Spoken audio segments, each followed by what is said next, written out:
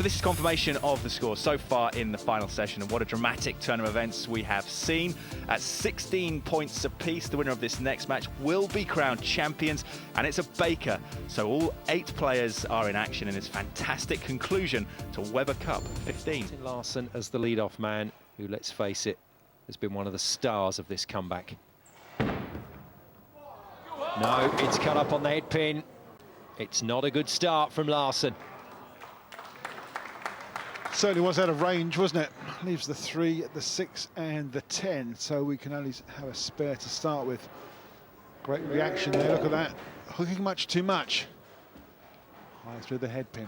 The worry is that he'll be the man that bowls 3 frames for Team Europe.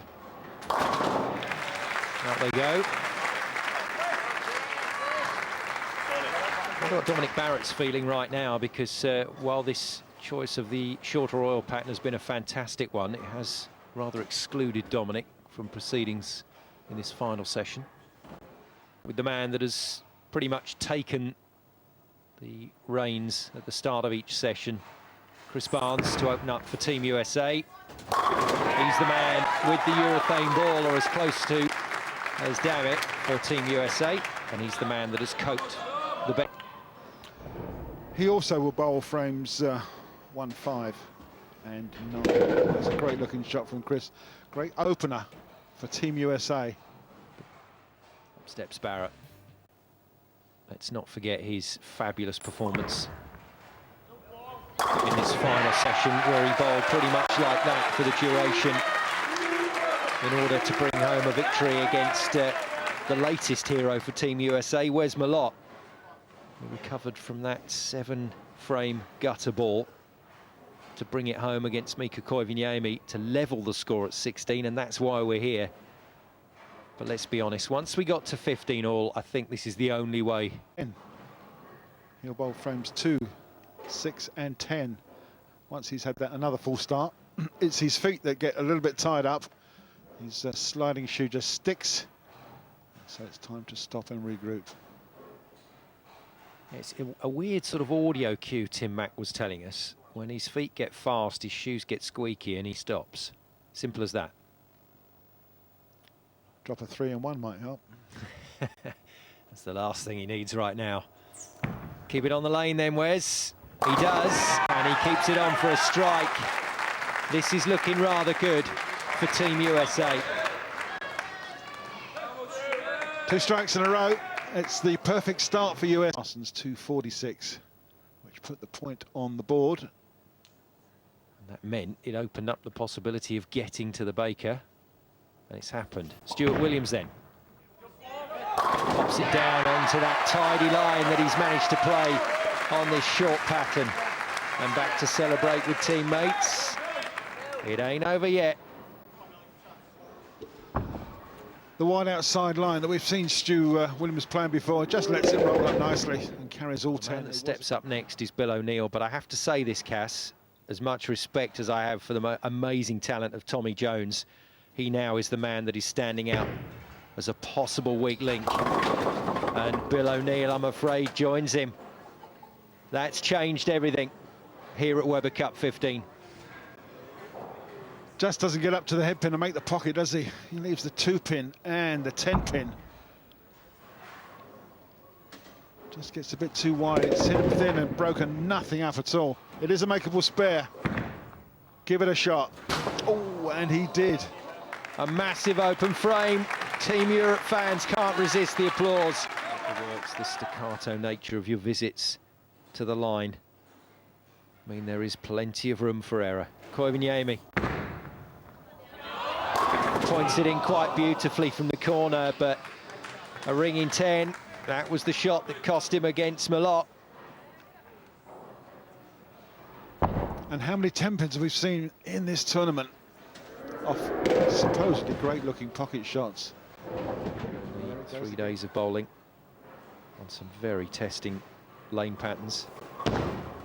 Dumps down the ball, which he does on his spare as well as his strike ball, but it doesn't look all that comfortable, and once again those scores get back to pretty close. Tommy Jones has definitely been having problems in this final session. And he's got another problem there as he leaves the 10-pin. Looks familiar, sounds familiar. An old 10-pin. All created by the angle of the ball coming in, not quite making the pocket perfect. Once again, that opportunity to just stamp their authority on the match is handed back to Team Europe. And it'll be that man, Martin Larsson, to step up again. He really is in the pits of despair, back in the chair there. Thought he looks a bit ghostly for a second. They'll have another chance. Yeah, pressure's getting to everybody. Larsson then, not the opener he wanted, so chance to atone for that. And remember, this is the man that bowls 3 frames, so Team Europe need him striking. He's thrown that nicely. Oh, he's unlucky. That was a great bit of action on the 6-pin, and it did come back off the kickback to contact the 10, but he didn't knock it over. It's kind of a hit and miss, really, isn't it? God, look at that 6-pin. It just dies, doesn't it? Just holds on to make his own spare, so that potential maximum score remains as a 4-pin advantage to the Blues. Frame 5. That's good. That is so good from the Team USA captain. And that's why he's put himself in this position, because he knows he can take the pressure and he knows he can find the shots. Yeah, certainly playing a captain's innings. And that's the difference at the halfway stage. Dominic Barrett next up then for Team Europe. Just 4 pins in it on those potential maximums. No messing about from Barrett. But that's through the head pin. That's left 4. That's a low count. And that's trouble for Team Europe. Dominic Barrett's wife, Cassie, knows it as well, watching on. 9-pin at the back. Got it. Well done to Dominic Barrett. Keeps Team Europe in it with a great spare. Hurts Team Europe, no doubt about it. And a little squeak as he arrived at the line, but no trouble at all for Wes Malott. And the big nasty gets nasty on Team Europe. He's bowled 2 balls, he's bowled 2 strikes. Well, that's how it's shaping up so far. Don't forget, Team USA still have Tommy Jones and Bill O'Neill to come to the line. It's wide, but it's come back nicely. Just for the first half of that shot, Stuart Williams was looking nervous, and then he realised it was reacting quite beautifully with the lane pattern.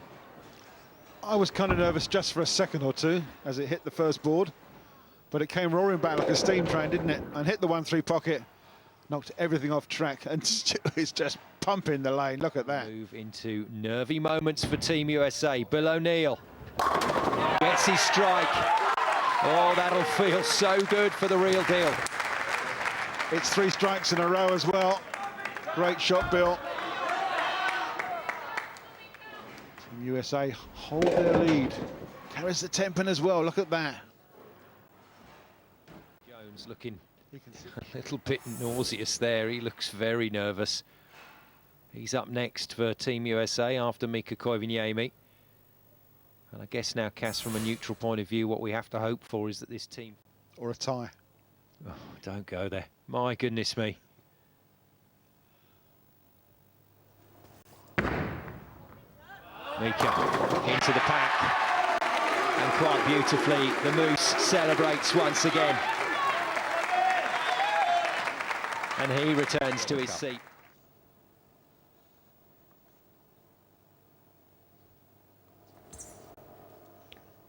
And he's going to prolong the agony for him and for us.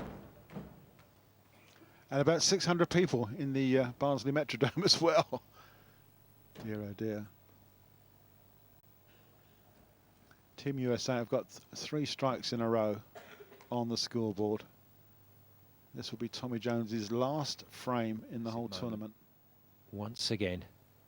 The list is almost endless when it comes to big moments. But here's the latest one with TJ, Tommy Jones. And he's got his strike, and that's what it means to him. You kind of knew he was going to let loose after that one. A fantastic looking shot from Tommy Jones. He has had a quiet tournament. This is his last shot, and it just rips the rack and scatters 10 pins all over the place. 4 strikes in a row for Team USA, and they maintain their 10-pin lead, and we're up to the foundation frame already. Steps up. Without doubt, one of the Team Europe heroes over the last 3 days. And he's going to remain so. Larsen punches the air. All 10 disappear. And USA once. The Team USA captain has got to do it all again. Oh no! And that might be Weber Cup 15 gone for Team USA. Hard to believe. It's the 8-10 split. So light in the pocket, and look at those two standing there. Nothing's going to knock them over, and this will be, unfortunately, an open frame for the American captain. That's horrible. And Simon, as you said, it's likely the Weber Cup is staying on this side of the Atlantic. Well, there have been so many twists and turns in Weber Cup 15. That is the latest, but it might be the decisive one to leave Chris Barnes to his own thoughts.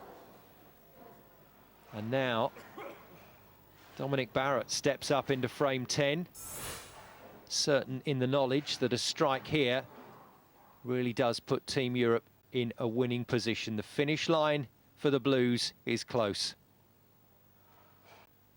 Now, when he comes away from the ball return, things will happen pretty quickly because he doesn't hang about, Dom Barrett.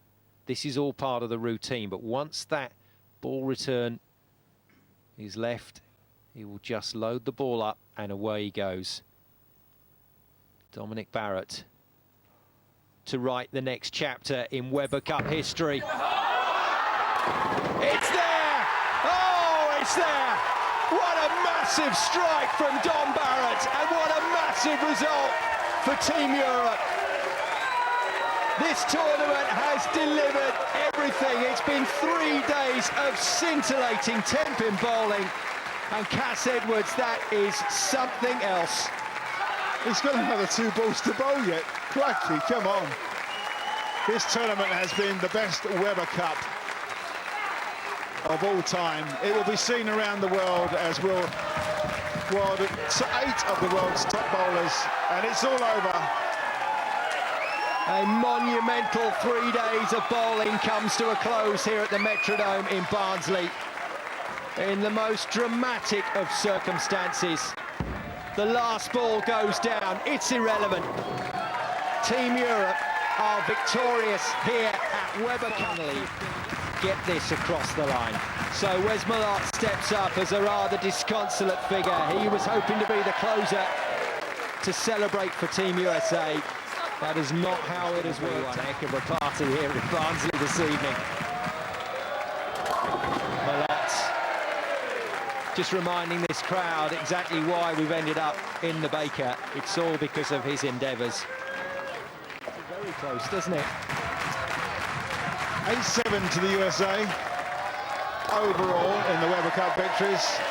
And Big Weds finishes off with 3 strikes in a row on his debut. What a great tournament. Couldn't agree with you more. That is a fantastic performance. 242 plays 220, which means that Europe retain the Weber Cup, and they retain it in some considerable style. And in tears, Cassie Barrett, Dominic's wife, the emotion in the end, just getting to everybody. That is from the European team. It's some performance from the fans, let me tell you. But now...